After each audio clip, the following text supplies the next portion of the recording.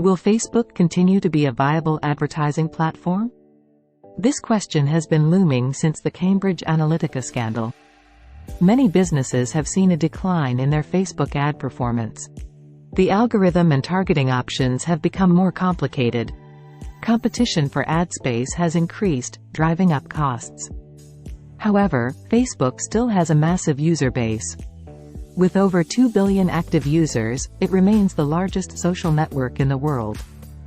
Facebook is constantly innovating and introducing new ad formats. These include video ads, carousel ads, and instant experiences. The platform also offers detailed audience targeting. But other social networks like Instagram and Snapchat are growing in popularity. Ad dollars are being diverted to these platforms, but they are not direct competitors to Facebook. Social media usage habits are changing, with people using multiple platforms.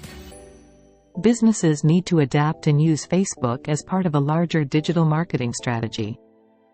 They should focus on creating engaging content that users will want to interact with. Businesses should also use Facebook's detailed targeting options to reach specific audiences. They should not rely solely on Facebook for their advertising needs. Diversification is key to a successful digital marketing strategy.